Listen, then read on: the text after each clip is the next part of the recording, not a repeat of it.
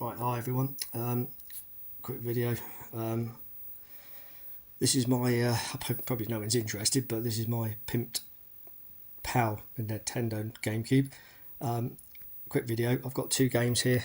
One's Luigi's Mansion, which is PAL region, and one is Super Monkey Ball 2, which is USA region. So NTSC and PAL. And this has got an Xenoble boot chip in it, just to show that it works. So I got the USA version.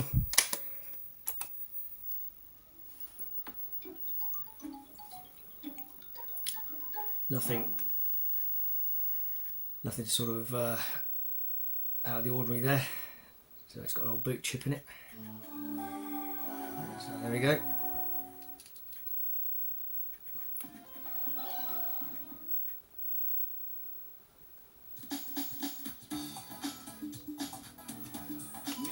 So that works. Let's check the other one.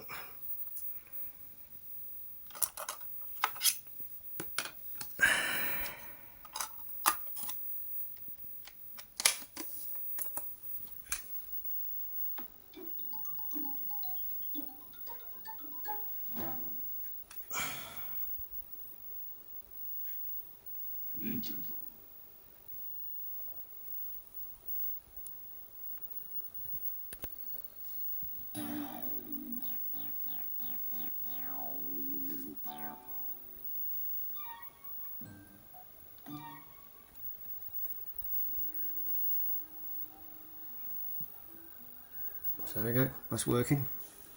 So that's the Xenon chip. Take that disc out. So what I did then is I thought, just a bit of fun. You flick the switch on the side, turn it on, and an LED comes on. There you go. And then you look, and there's Swiss. So it's got dual capabilities. It's, I know Swiss runs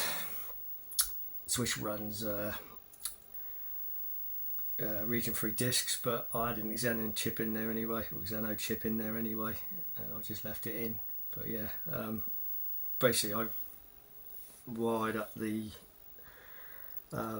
Pico boot with the 3.3 volts, and I basically wired in the switch, so it cuts the 3.3. So if I update the software or the firmware on the Pico, it doesn't damage the Pico, because you're putting the same, you're backfeeding the voltage through the USB when you program it.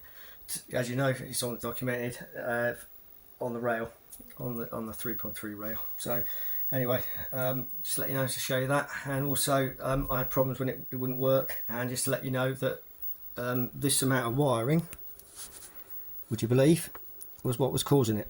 So you can see my finger, it's about an inch. I did a couple of them. Let's focus.